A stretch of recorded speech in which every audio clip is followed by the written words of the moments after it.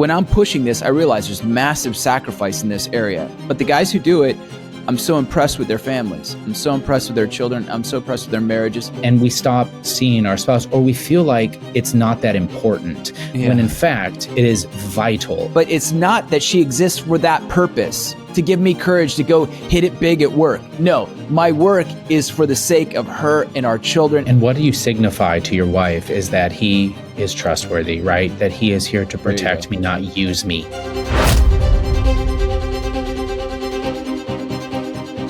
Hey everyone, thanks for joining us here on another episode of The Catholic Gentleman. We are so blessed that you have decided to spend some time with us. We are your hosts. I'm John Heinen, and we've got my friend and the executive director of the Fathers of St. Joseph, prolific author, Devin Schadt. Devin, how are you doing on this? This is it is early Monday, Monday morning for us as we're recording this. How are you doing?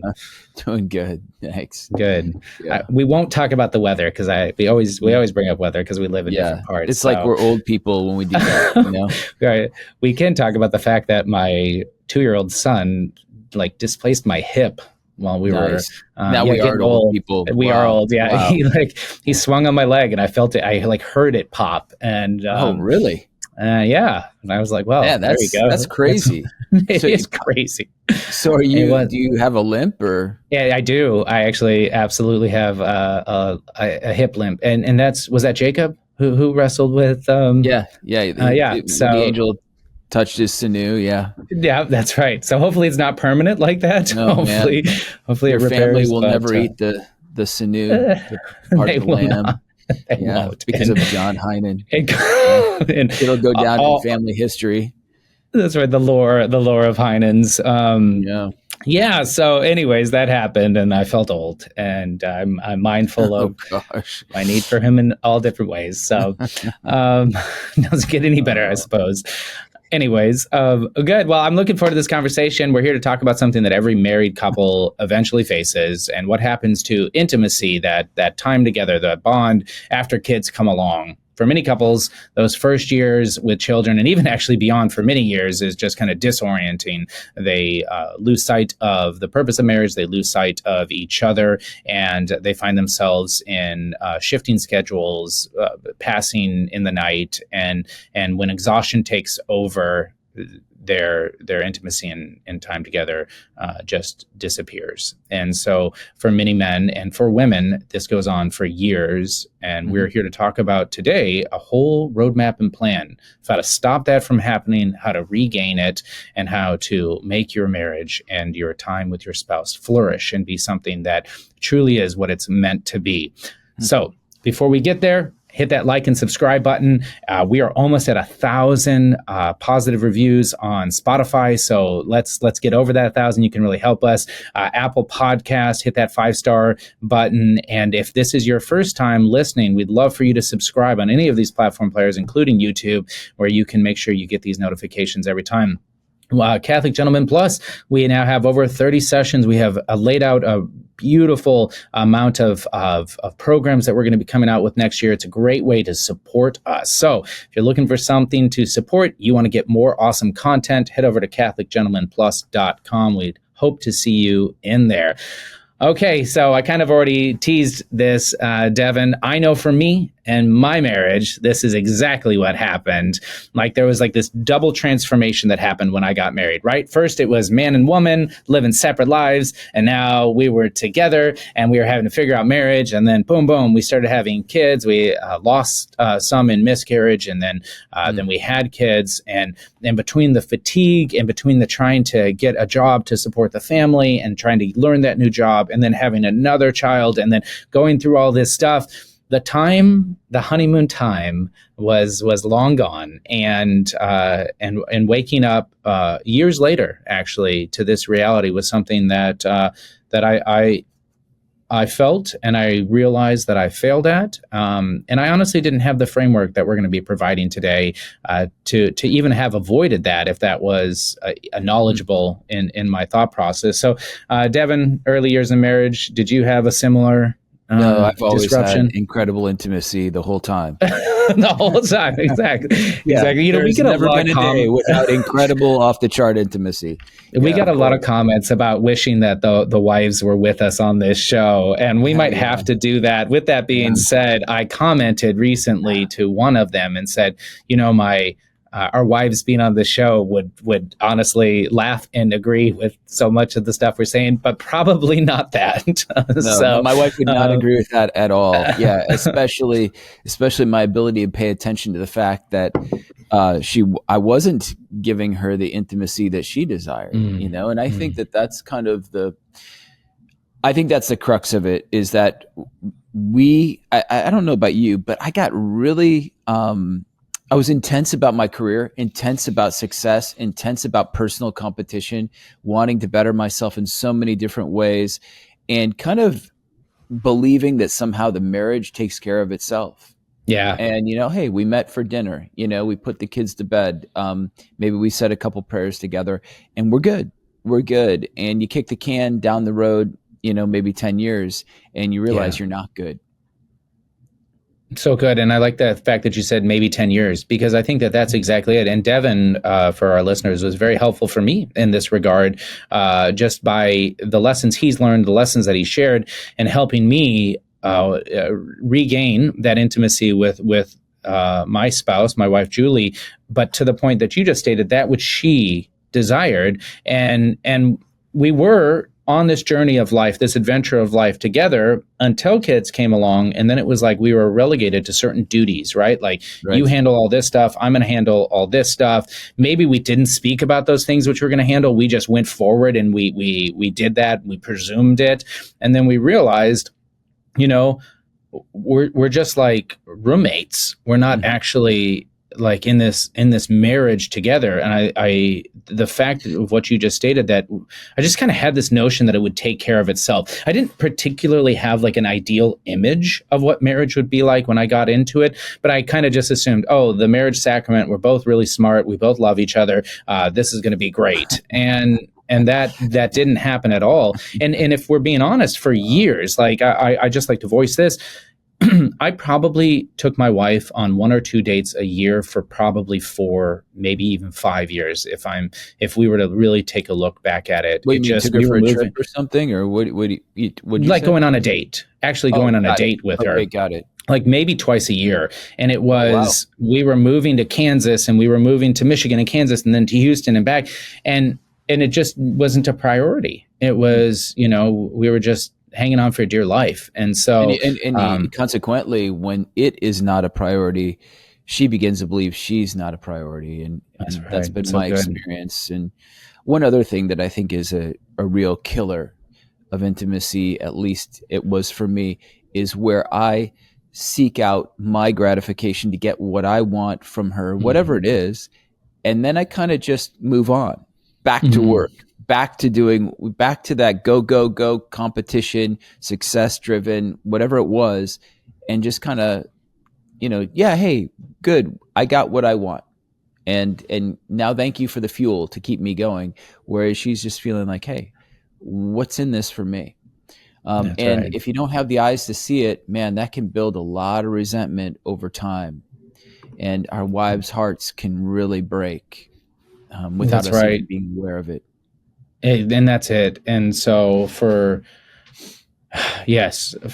me, that was a very similar thing. And I had words of affirmation down. Like I told my wife multiple times a day how much I loved her, how much I appreciated her, but it was limited, right? It was limited to these for me. And I mean, I'm going to say this, even though I wasn't thinking it at the time, it was kind of like a checkbox. Like I had made sure that I gave her the verbal fuel that she needed. And that was it. And yet I know that acts of service, I know that communication is beyond just telling her how much I appreciate her, right? It's actually sitting down, planning. It's actually sitting down, discerning. It's actually having these conversations, which I just didn't make time for because it was go. Yeah, I think that's the fallacy of the 5 love languages. So what I mean by that, there's a couple fallacies, but one of the fallacies is that I've identified your love language. Let's say I identify my wife's love language.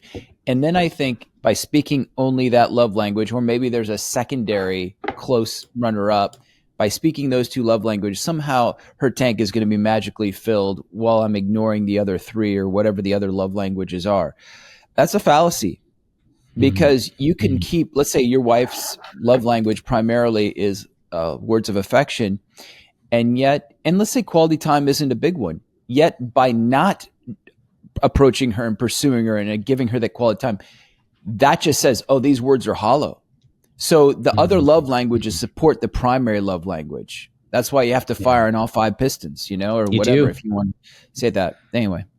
That's so good. Yeah, because my wife's was acts of service, and I knew that would take away time that I was going to use doing other things. And so I would prioritize acts of service, but infrequently, very infrequently. But to your point, you're exactly right, because even the communication and the time together and things of that just weren't prioritized. And it was kind of like, maybe if I triple down on words of affection and words of affirmation, that'll make up for all of the lack. Yeah. And that's not the case. And so I want to talk though about when kids actually come along, right? Because this is that disruption that happens. And I like to start out by saying that parenthood is unrelenting 24/7. It is not a let up, right? And that's the reality of parenthood. And it's the first time for many people, at least it was for us, that you experience something like this. You don't get to take time off from watching your kids or taking care of your kids, especially like us, where we left for 7.5 years away from our immediate family. So we were finding our family within our parish. And even then, it takes time to build up those relationships where you can have somebody to lean in on. And in addition to that, we don't live in 2025 like societies used to, where families had grandparents staying with them. They had a farm for the kids to go play on and go work on, and these sort of things. And so we have a very disruptive cultural existence right now. And that's one of the first things that I just like to talk about, is that being aware of this is really important, and also understanding that this disruption is almost by design, right? Because we are called to be selfless and be sacrificial. And man, if there's not a better way to do it, it's start having kids. So Devin, you have counseled a lot of fathers. You've experienced this yourself. How do men typically react when kids come along? Oh, gosh. Well, I mean, you covered it. Yeah. Well, I think that we don't realize it. We think that everything's carrying on as normal, that this is what we were designed to do. We were designed to have this family. And unfortunately, we kind of just expect that our wives are just going to take up that, responsibility. Hey, especially if they're stay-at-home moms. And or if they're not even, we just kind of, okay, well, I'm going to carry on my primary job while you've got yours, whatever you do. But ultimately, you're going to bring the kids home from school or whatever it is. Or anyway, I think the big problem here is more like a blind spot, just not seeing the reality of the weight on our wives' shoulders. But I think you did say something important. I'm not an economist or a political scientist or anything like that, but I think I remember reading about how in the 60s and JFK and all that, where we converted over economically in the economic system to everything based on a double income family. And that shifted everything back from the farming, from the multi-generational family living, to all of that, to seeking opportunities abroad, families becoming discentered, So I think that's a big thing, just being reliant on multiple incomes. Now, I would say, what are we reliant on now? What is it? 2.5, 3 times, three incomes, right? And so if you and I, what I push for, this is totally countercultural. I push for the single income, father working family, and hopefully kids, idealistically, homeschooling. And I know that sounds like, oh man, I'm archaic and antiquated. No, I really see that this is the way, because what we're doing is we're breaking free from the world, its maxims, its promises. We're actually raising our children as we should. At least we're taking that seriously. We're offering up a lot in a sense of what we can gain from the world in order to raise the family and have great marriages, which is most important. And because these two institutions, marriage and family, are the only two institutions that God has created that really, ultimately signify the Trinity and Christ's marriage with his church. This is where it's at. So we are totally outnumbered. And when I'm pushing this, I realize there's massive sacrifice in this area. But the guys who do it, I'm so impressed with their families. I'm so impressed with their children. I'm so impressed with their marriages. A lot of times it's difficult, of course. Anyway, I'm way off track. But I just think that this is a very important factor with all that you're talking about is, hey, we realize that the economic situation is a massive burden to us. And it's actually becoming a hindrance and an obstacle for us to raise our families in the way we want to, now for us to have this intimacy in marriage as you're talking about. Yeah, and I appreciate all of that. And I was going to say that before you continued on, my oldest daughter is almost of working age, so I was looking forward to that third income. But right. No, my wife doesn't, that. But but anyways, no, it is so good, and we know we can read, children are a heritage from the Lord, right? Blessed the man whose quiver is full, like all of these sort of different scripture verses, but actually experiencing it, right? Actually getting into the muck of family life and dealing with children and dealing with suffering and dealing with loss and dealing with heartache and dealing with separation between us and our spouse is something that we are here to rebuild and to regain. And so I want to move ahead, right? We pulled out 5 different ways that you can rebuild that intimacy with your spouse, with your wife. And wives, honestly, can rebuild it with their husbands. And that's hopefully part of this. And so we have these ways here that we have set forth and that you prayerfully discerned. I've been prayerfully discerning, and I want to get right into it. So, Devin, why don't we lead with the first one of see her that you brought out? Yeah. So a lot of times when we lose intimacy, as I said, it can be like a blind spot or negligence or just not seeing her. And what I mean by that is we just don't notice anymore. We're carrying on with life day after day, 2 ships passing the night, as you said. We're pursuing our career. We think that that's what she wants because she wants the income or she needs that income, and that we're doing our job. But what we end up not seeing is because we're so focused on our problems. We're so focused on our lack of achievements or achievements, our striving, our efforts, that we can miss what she's doing, her efforts. What is she doing if she's a stay-at-home mom? What are her efforts at home? What are her attempts to actually maintain her beauty? What are the sacrifices she's making for her children, for us? What is she doing in the home? How is she exercising, taking care of herself or not? So the thing is when we don't see her, she notices that. But all it takes is just a comment where we affirm like, wow, I love what you're doing with the kids, or thanks so much for doing X, Y, Z, or you look great in this. Because what that says to her is like, wow, he sees me. He actually notices me. Because I don't know if you've experienced this in your family, but I think a lot of times in family life, especially with larger families, everybody is moving at Mach speed. We are trying to get stuff done. There's so much drama. And a lot of times we feel like we're unseen, even though we're involved. And one of the deepest needs, what was it St. Augustine says, the deepest need of the human heart is to be known by another and to know another. So to really notice that other and appreciate and affirm that. So I think it's so important that we see her again.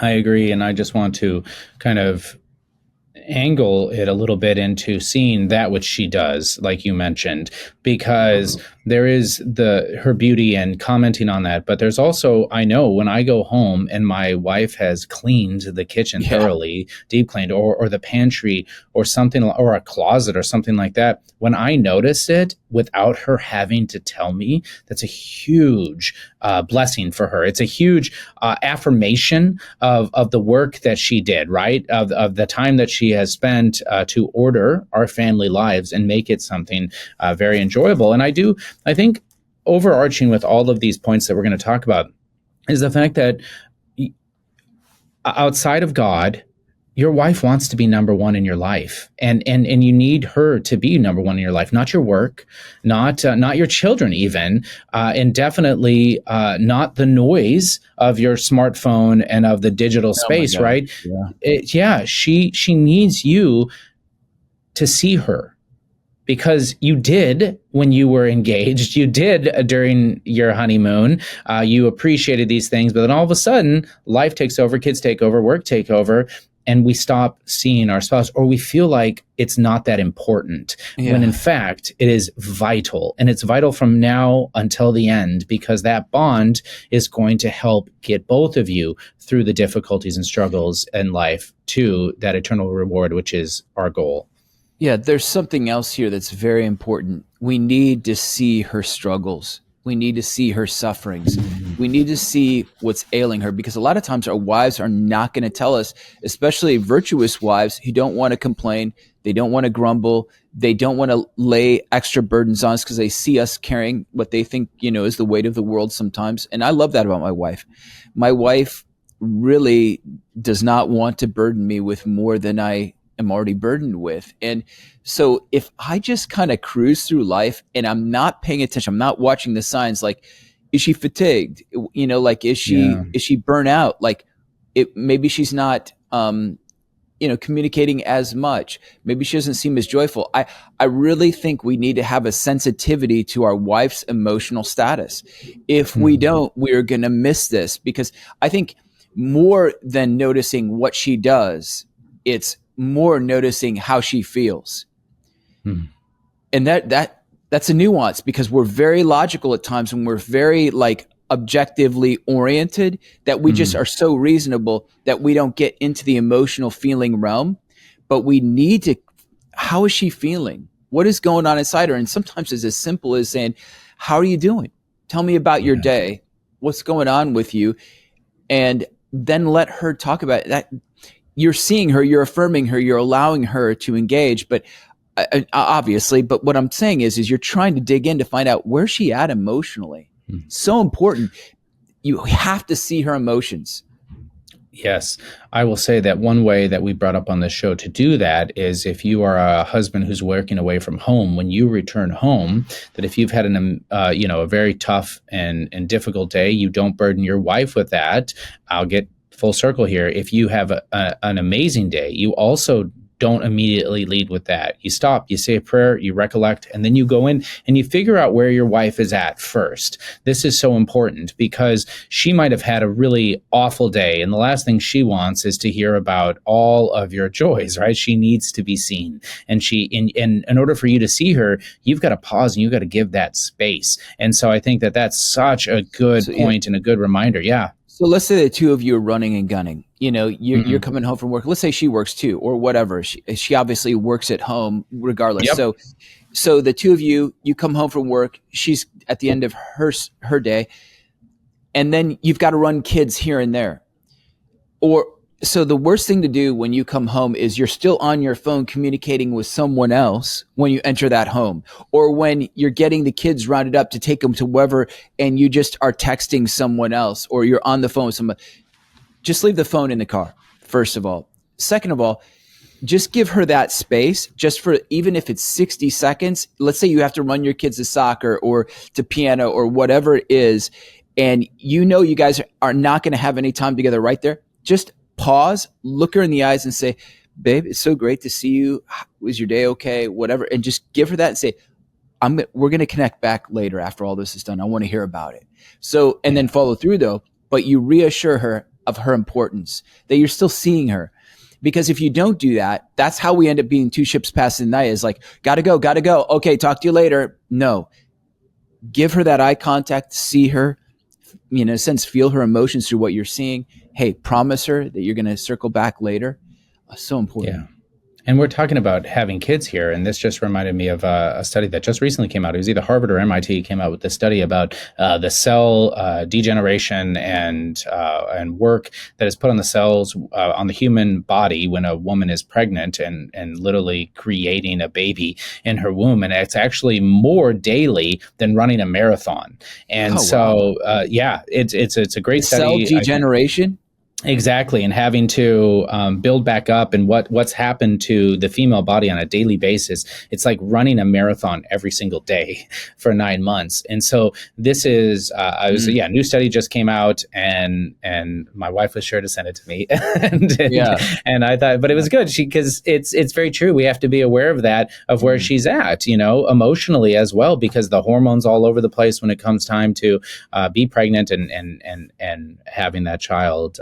So it's such a good thing. Well, let's move on to the next point here, which is to hear her. Right. Well, actually, going back to see her, I want to add these period exclamation points on the end of each of these, which is, so what does she think when you're seeing her?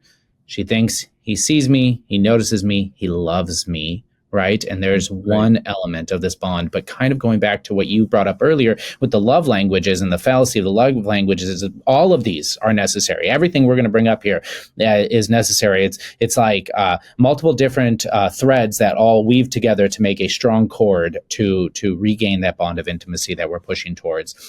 So, Devin, any final thoughts on what she's... Great. And so let's move on to this next one, which is hear her. And in that, so we see her, then we hear her. And this is all about having that listening ear. I will say that it's also about taking those times to be intentional. And you're not trying to fix her. We brought this up on an episode recently, that our goal is not to fix her. It's not to solve her. And perhaps it's not even to fix or solve an emotion or a setting, but by the mere fact that you are listening is a bond in itself. And that is something that is so incredibly important to be intentional about on a daily, weekly, there's different tiers, if you will, but on a daily basis, we're talking about hear her.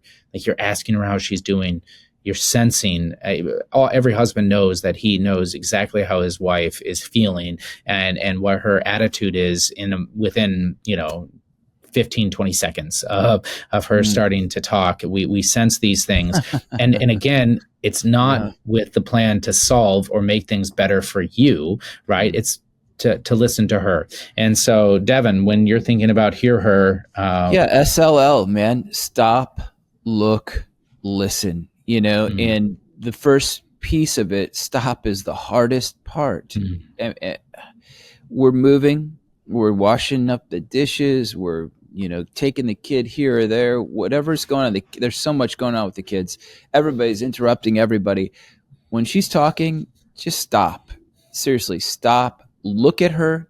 That's the see her, and then listen. And that's where it all begins. If you cannot, so it's the gospel. Jesus says, if you want to be my disciple, deny yourself. Literally in the Greek, it's say no to yourself. So in the case with your wife is stop what you are doing, say no to yourself, and look at her and listen, give her that eye contact. And so when she's talking, we're going to already come to the conclusion of what we think about what she's saying before she gets anything out of her mouth, basically. Because we've heard many of the conversations are repetitive, or she's saying similar things to what she said before, or perhaps we've already come to the conclusion we're heading her off at the past. Don't do it. I'm terrible at this, but I'm getting better. But just don't head her off at the past and come to the conclusion, go, or solve it, or, no, let her just unwind that thought process. Let her unveil it to you, and then do it without interrupting, railroading her, demeaning her. But just appreciate what she's saying, validate it, and ask questions. It's like simple 101 of communication is you listen, you look, and then you ask questions based on what's said, allow the conversation to continue. And that's how she will trust you. So, but if you're not hearing her, she says, well, gosh, I'm not important to him. And then this is a danger. Somebody else comes along and does hear her, is listening to her, is paying attention to her, is stopping, looking, listening. She thinks, wow, I'm important to him. And that's where it becomes very dangerous. Yeah. So especially if the woman is working. They say, like, I just did some research on this, the parameters it's like 40 to 70% of all affairs begin in the workplace. Insane. That is insane. Huge. And they say because one of the biggest factors is familiarity and comfort. Yeah, time. You're spending so much time with that person. So all it takes is you're not on purpose ignoring her. You're not on purpose intentionally making her feel unimportant, but you're definitely not intentionally listening to her and hearing her and making her feel important. So then when someone else comes along in the workplace that she's seeing every day, it's super scary. Super scary. It is. So two things that are coming to mind is it's not SLLS, right? It's not stop, look, listen, solve, because part of the big thing that we're talking about here is that we are healing. We are healing what was broken by years, a decade, like you mentioned, years and years and years of not focusing and prioritizing the intimacy with our spouse. And so that healing takes so much time to go through. And it also means not solving, that the actual experience of being together with your spouse, looking and listening and not trying to do anything to solve or to fix is healing and is the point in and of itself. And this is hard, so hard for men to get. Yes. The second thing that I like to mention here is also not waiting for her to be done speaking so that you can talk. That's a big one for men, right? Is that it's not so much solving. That's what we do here. It's just exactly. It's like calculating. Yeah, these two things were going through my head while you were talking. I was just waiting for you to shut up. No, I'm just, Devin, shut up.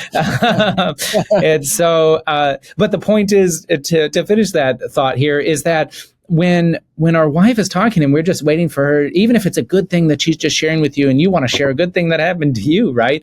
Pause, right? We are just here to listen and to commune, not to wait for her to be done talking so that you can rush to whatever it is that you want to share. Yeah, for sure. And I think that instead of, like you said, SLL, what did you say? Solve. It should be SLL. Or A, actually ask. So what actually puts us in a place of vulnerability conversationally where we lose control? That's what we're really, at least I think that's what I'm afraid of, is like, if I ask a question, how long am I going to be here listening to the response? Not with my wife. I love conversing with her, but I've been in conversation with I have too. You're like, if I ask that question, how long is this response going to go on? Yes. Right. Well, that's where we have to enter into the fray there. I mean, that's taking up your cross. So denying yourself is saying no to yourself, stop, look, and listen. But then to take up your cross is to actually ask. Okay. Yes. So basically she said what do you mean by that? Or is that the way? Tell me more about that. It's like, that's the place of vulnerability, but that's what a woman loves, because she's like, oh, wow, I feel very important here. I'm important to him. He wants to know what I'm thinking. Very important. Oh, and there it is. And that's the end of this section right there, is what she thinks, that I'm important. I'm important to him, right? He loves me. Anything else that you would add to that? Yeah, I just want to interrupt you and tell you what I think. Among men. Let us do it. Let's just get to the point, John. Exactly right. Taking too much time. All right, moving on to the next one. The next one here is remember her. This is a big one. How many of you remember your birthday and remember your, Christmas and all that stuff, but will forget that which is important to your wife? Yeah. And I'm not talking about necessarily her birthday, but I am talking about just although that is important. It is important. Yes. The birthday, anniversary, these things are incredibly important. Not with a card that has a picture of what you plan on getting her or doing for her, but actually preparing ahead of time, right? This is really important. I've got a close friend in my life who is actually incredibly good at this, where he starts saving up money for like 6 months. He buys something for his wife, and it's always there on the anniversary, weeks ahead of time on the anniversary of the birthday. And they have an amazing marriage. They have a phenomenal couple. And remembering her is something that he prioritizes. I would go as far to say that he would forget his birthday before he forgot any of these different moments with his spouse. It's that important for him. And he's I hope my wife is not listening to this episode.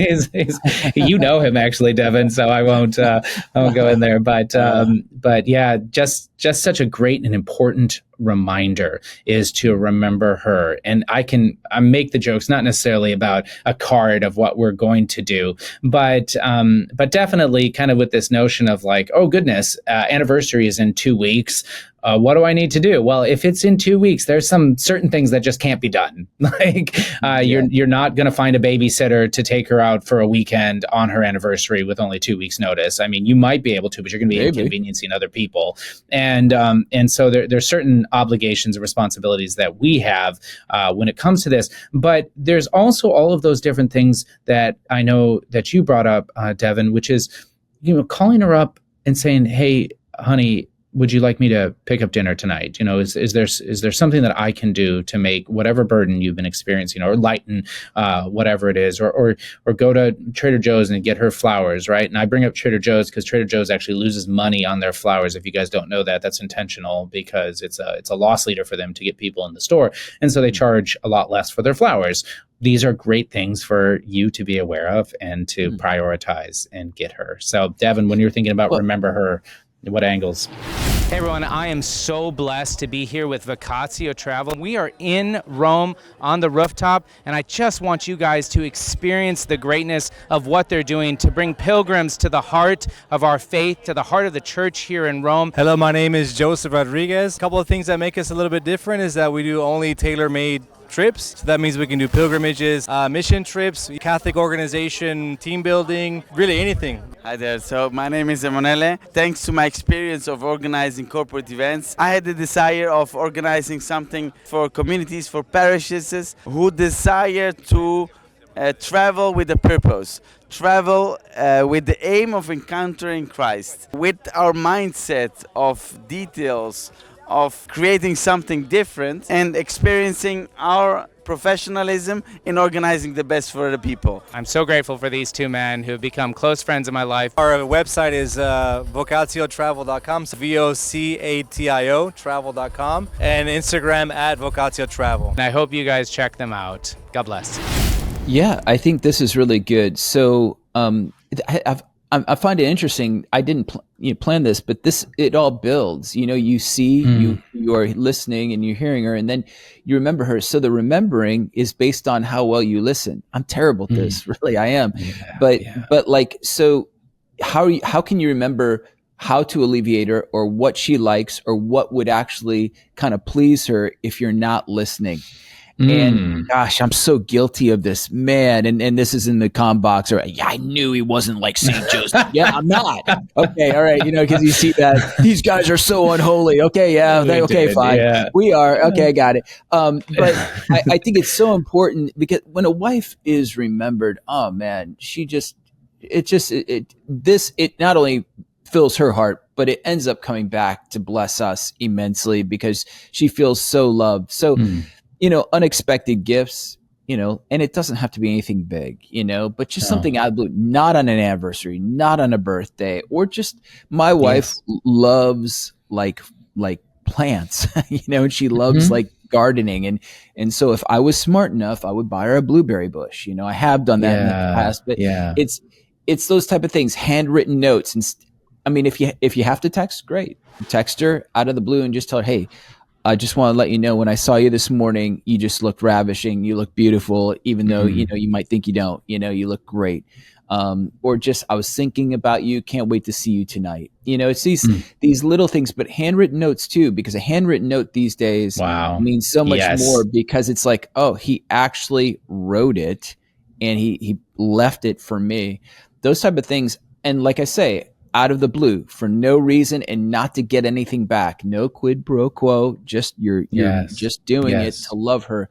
But also, I think there's important things, like if you're remembering her and you realize that she is burdened and she's overwhelmed, hey, give her a night out. Say, babe, this week I really want you to go out. I've planned it already. I'm taking care of the kids on Thursday night. You go out.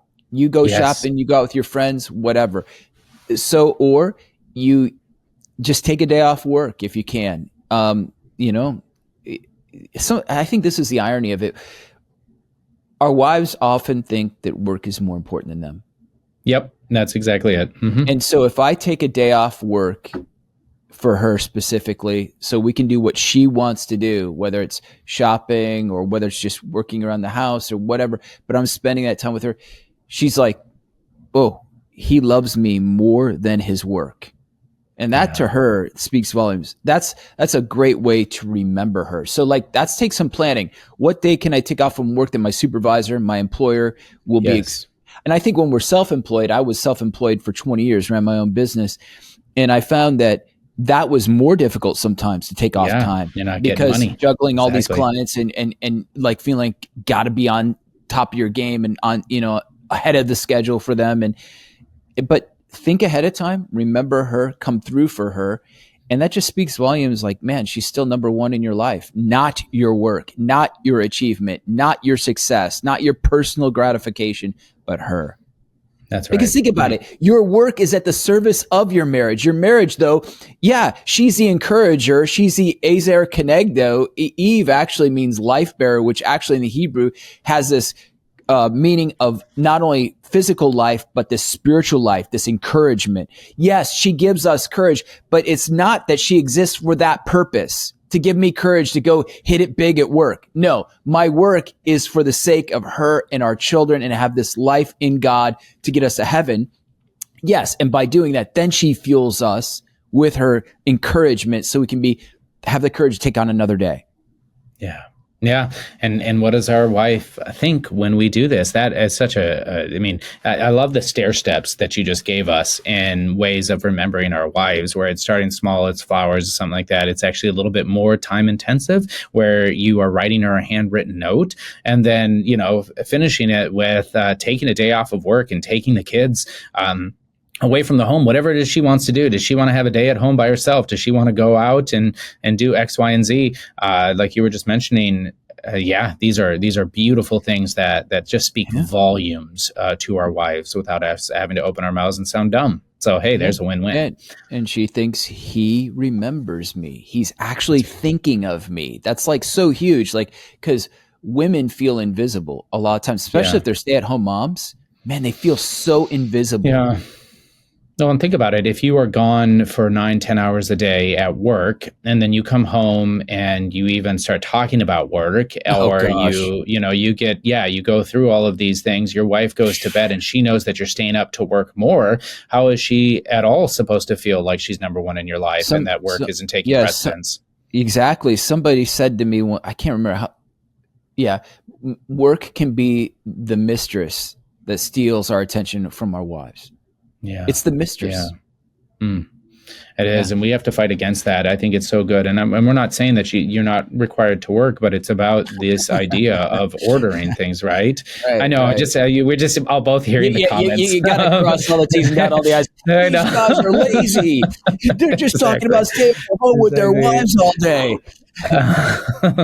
So I love it. Okay, so we've got 3 of them. We've got a few more here. So we got see her, hear her, and remember her. And the next one is the one that every man has been waiting for, but that's touch her.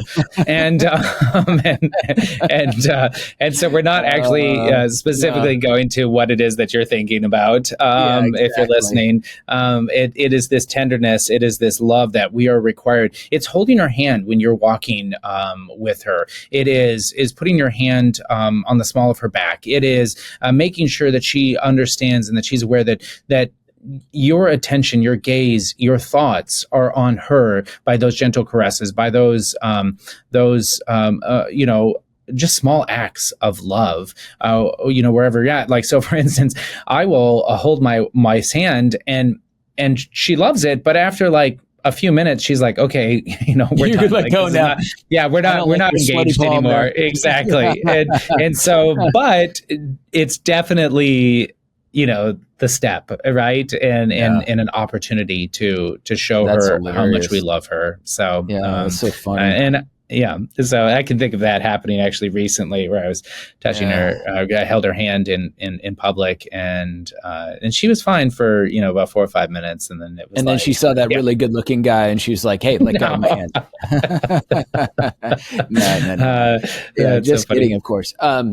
Yeah. So I think this is so important. I think it's the tender caresses. I really, even with my daughters, I know it sounds weird. Like last night, we were over at my eldest daughter's house, and with my daughters who still live at home, sometimes I'll just put my hand on their face, or I just like run my hand along the side of their face and just, I love you so much. Yeah. And I didn't realize I did that with her. She's almost, she's like 27, 20. I did that.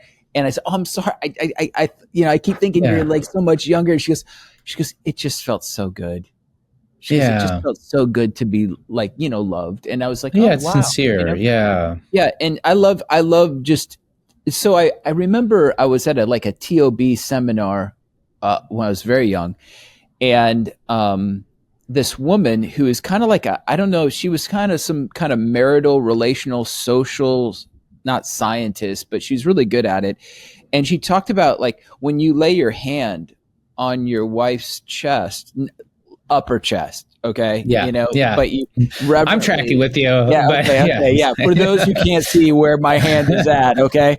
And one hand. Okay. One hand. Okay.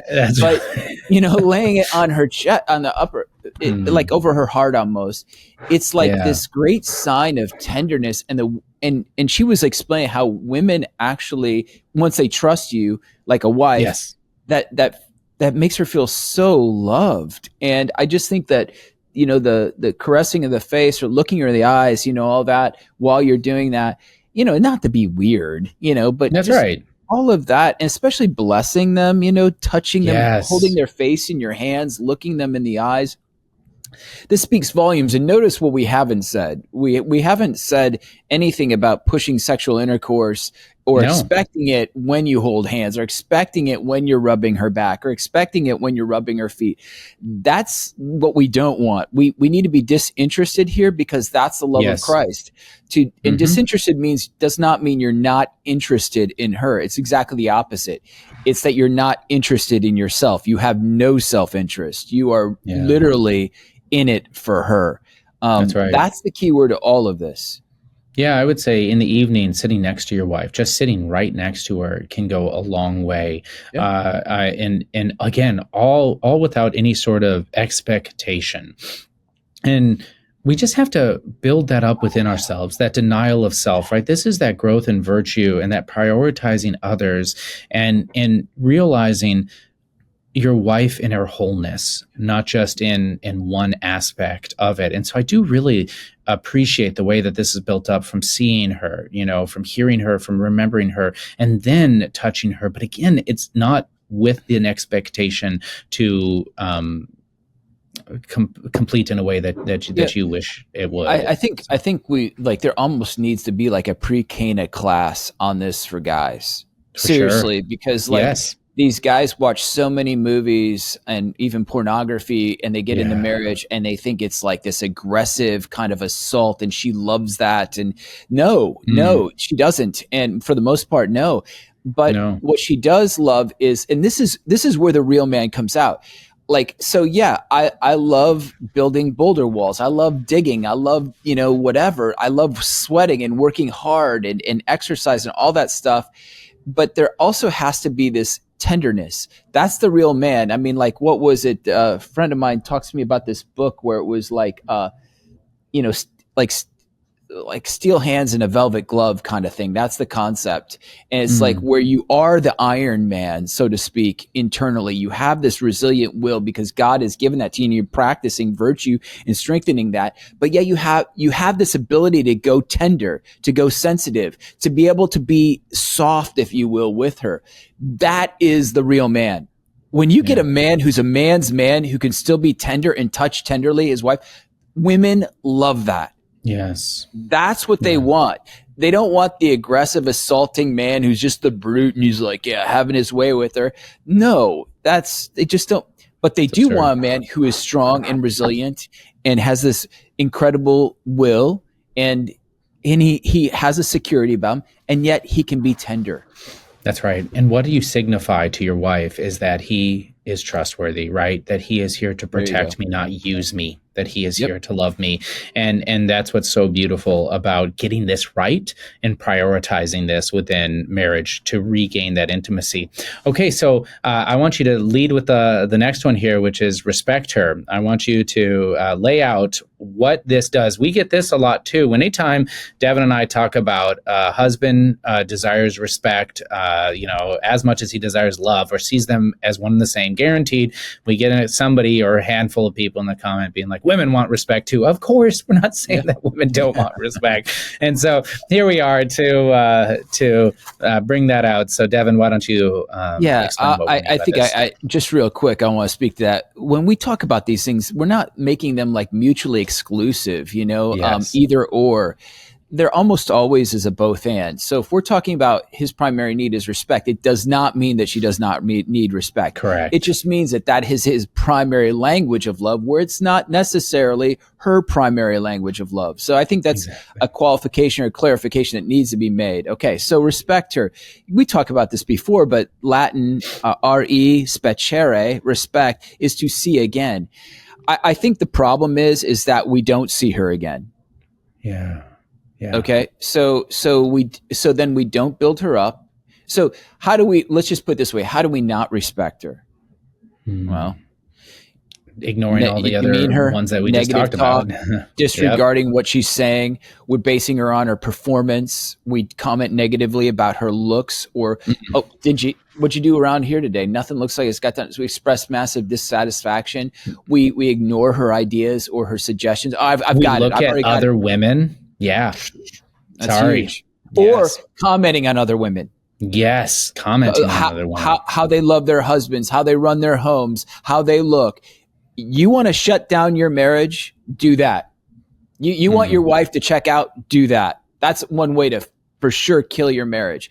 So the big thing here is to respect her. So when she's proposing her ideas, if she's offering a critical critique of what you're doing, try to embrace it. It's very hard sometimes. Try to embrace it and see, because like I remember somebody said to me early on is like, listen to your critics because there is something valid in what they have to say. And that became the success of my graphic design branding business was I would listen to my critics and my clients and find the validity in what they were saying. It wasn't always right, but there was something there.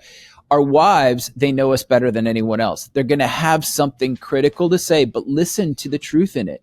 And then if you do, the more that she'll realize that you're man enough to take it. And then she's like, oh, I can trust him with this. And he is man enough and I'm not hitting the hornet's nest. But anyway, I think that the way we can respect her is by validating her critique, validating her ideas, her suggestions, taking them seriously.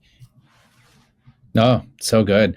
I think it's honestly in preparation for so many of these episodes. I know you speak to Kim. I speak to Julie as well, just kind of in preparation, because God has blessed us with such amazing wives that have such great thoughts and have such great experience. And so being able to turn things over to them and see things differently from their perspective is huge and incredibly beneficial to our lives. And so I couldn't be more thankful for that. And so, Devin, what does she think when you respect her? Well, she thinks that he respects her. She thinks she loves me. Wow, I mean, I'm actually, so this is so important. I think it's very common, especially now with this kind of stoic masculinity that's coming on the scene, which offers what appears to be a holy and holistic form of headship, but it's really actually demeaning and it's suppressive. I think that she doesn't think, I think a lot of times women think I'm not on his level. He doesn't even think that I'm on his level, that I'm not a counterpart, an essential counterpart, ezer kenegdo in the Hebrew as Eve was to Adam. No, I'm beneath him. And he's treating me like that. So what does she think when he actually respects her is, oh, he thinks I'm on his level. He takes my counsel seriously. That's what I love about my wife. She sees things so differently than I do. She has this radar, this ability to just like interpret things. And I don't have that. I don't have it at that level at all. And so when she kind of like cuts through all of it in a very simple way. I'm like, oh yeah, that's it.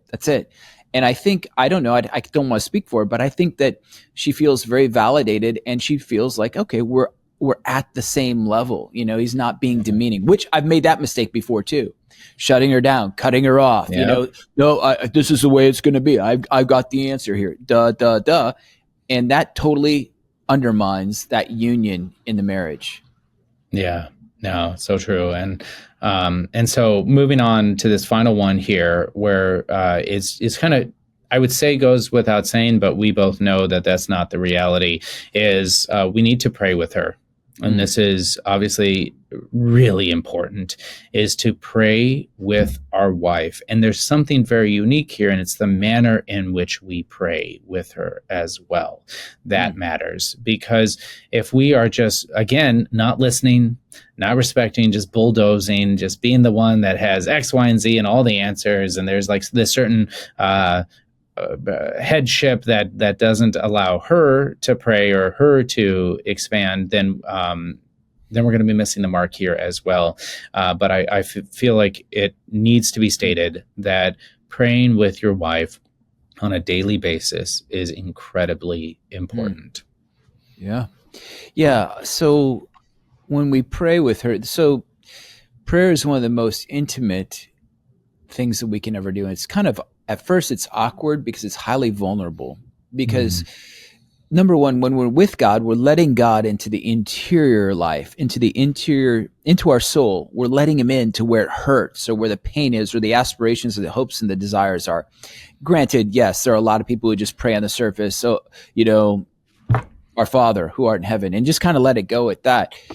But when we really pray from the depth of the soul, this people honors me with their lips, but their hearts are far from me. We don't want that. Out of the abundance of the heart, the mouth speaks. We want our heart to be expressed in our prayer. So when we are doing that expression of the heart with our wives, she feels as though she's gaining access to a part of him that's just not normally readily available. Yeah. And I think she feels as though, wow, he's trusting me with his interiority. So when we pray with our wives, we should be praying about those things such as our marriage. Lord, bless our marriage. Bless my wife. I'm so thankful for her. Please bless her health, all that, and our children. Lord, we've got this child with this and this child with that. And please, and we pray together. It's not like I'm just railroading and just saying what I want. It's this both and because when we pray together like that, we become partners in the mission. But I think what's really going on here subconsciously is that when a husband prays, and he prays with his wife, she feels so confident that he has got this connection with God, this relationship with God, that she feels God's protection through him for their relationship, for their family, for their finances, for everything, whatever's coming their way, because he is praying on behalf of the family with her. And that she's gaining access to the interior of his soul. He trusts me, but he also is protecting me. Yeah. No, it's so good. So I just want to go back over, and I want to talk about all 6 of these things that we just brought up one more time for the men listening. And then I want to go into briefly just some of the pitfalls that are naturally going to occur as we move forward, right? So knowing this stuff isn't enough if you aren't aware of the common pitfalls that are naturally going to occur. So let's see her, let's hear her, let's remember her, let's touch her, let's respect her, and let's pray with her. You can go back and re-listen to them if you've already forgotten what they all stand for. Right. And so there's the world, the flesh, and the devil, right? These are going to be pitfalls. I would say every single thing that Devin and I have just discussed is dependent on you being a man of virtue, growing in holiness, growing in sacrifice. Without that, you're just manipulating situations. You're just using your spouse, and you're finding a different way of doing that. And so it's important, though, to talk about that. Even if you start moving in this direction, the world, the flesh, and the devil don't want this to be successful. We have to constantly be aware of that and fight against that. And so I call it the cult of busyness within the world. And you might have a solid 5, 6, 7, 8 weeks where you're moving forward and you're not prioritizing your work over your wife. But then something happens at work. You're fearful that you're going to lose your job. Somebody else gets fired. Your company is having a difficult time. And then things switch, and you start paying exponentially more attention to your work, right? This is something that we have to be readily aware of, to not be conformed to the world, right? As it speaks of in Romans, because that cult of busyness is always going to be there. The amount of things that need our immediate attention has just grown exponentially in recent years with technology and with a kind of always on demand society and culture in which we live in. And so I want to comment on that. The world will never be ever more important than your spouse and the stuff that we were just talking about. And so we have to be aware of that. Any thoughts, Devin? Yeah. Okay. So there's a couple things there. So yes, you're going to have the enemy of the world. And what is the world? The world is, basically the maxims and the promises of a utopia in this life. So especially today with Instagram, TikTok, and, these social media outlets, platforms, women especially compare. I mean, men do too, but I'm just saying it's so easy for women to compare to themselves to other women and feel like they've been shortchanged. And that's like when I'm on Relevant Radio, you get these women calling in who are leaving their husbands I got a great husband, but my life isn't as like the other people. I want that life, and so midlife crises, menopause, kind of hormonal fluctuation, women decide to leave, and it's crazy. So I think that the world puts this pressure on the marriage, but then there's this pressure inside the marriage. And so there's going to be the frustration of not having what the world promises. And I could blame, if a wife, blame my husband for that. But then there's also the husband can blame his wife for not having what he wants. And there's these internal frustrations, sexual frustration, or, maybe even home life frustration, or like, why aren't you disciplining the kids properly? Whatever it is. Yeah. Those frustrations can build up. So like, imagine you have two mountains. She's a mountain, you're a mountain. And there's a valley. Both of you have to become humble to meet in the center. But what we don't know how to do that anymore. So we've got to learn how to build bridges. That's what the intimacy thing is. These hear me, see me, all that stuff. That's the bridge we have to build to get to the other side to her. So what that means is you have, in my opinion, those frustrations that you have internally, they're going to build up. And that's where that virtue you're talking about, that self-mastery, that prayer, the time in silence with the Lord helps you to overcome that frustration. Because what I tend to think sometimes is like, Lord, you endured all pain, horrible suffering, the ignominious nature of the cross, all of that, for me, a harlot, you loved me even while I was a sinner, while I was an enemy of the cross. Gosh, my wife loves me. She sacrifices for me. And I have a little bit of frustration, a little bit of resentment, and I can't sacrifice for her. No, I'm going to build this bridge. So the big obstacle I think here is there's two. You've mentioned it, but I think it's worldly frustrations, not having what the Joneses have and feeling like we're left out or whatever. We just don't have what it takes. I could blame that on my husband or my wife, but also the interior frustrations. I'm not getting what I want out of this relationship, so I'm not going to give her what she needs. That's disaster. If you're not getting what you want out of the marriage, chances are it's because you're not giving what she needs. That's right. That's so good. Or you've fallen prey to the adversary, the devil and the accuser, because that is exactly what happens. And Satan wants to intentionally get you to believe that she's doing the things that irritate you on purpose. He intentionally wants you to believe that when she asks this question, she has ulterior motives that are against you. And so we have to be, but if we're in prayer, if we're protecting our family, if we're protecting ourselves, if we are binding spirits and we are asking Our Lady to send angels in their protection, and we've got the Benedictine medals, and we've got all of these different things that we're doing to protect our family, greatness can happen and joy can happen. And so I'm glad that we just spent this moment here talking about the world, talking about overcoming our desires of the flesh and constantly working towards that and not allowing those to take precedence within our relationship with our spouse, and then also the devil. And so I'm just I think it's good that men need to be reminded of these things, because I have to be reminded of these things all the time. Oh, we all do. Yeah, we all do. Yeah, and I think it's so important that we actually.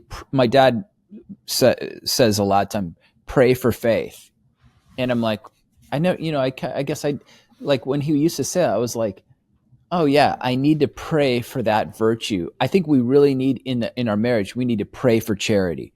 It's a gift. It's a cardinal virtue. So that means, it's a theological virtue, which means that it is a gift from on high. Yes, you can love in your human nature, and grace can build upon that. But to love like God, charity, that's a gift that you cannot procure on your own. You need it from God. So I think men, we all need to pray to God and invoke him daily, saying, please grant me this great gift of charity to love like you, because I can't love like you. And I think the Lord loves that prayer because it's filled with humility and expectation and hope. Both and. I can't love like you, but I know, Lord, if you give me charity, I will love like you. Do this in me, live in me, expand ever anew in me. Let the spirit of sonship expand in me, that I may love like you. Amen. And so here we are at a place in the episode where we like to talk about putting on the new man. This is the weekly challenge, where we actually give you something that you need to do to actually become like Christ, to become the new man. And so Devin brought it up earlier in the episode, and I actually had some other things written down, but I thought this was an even better one, is a handwritten note.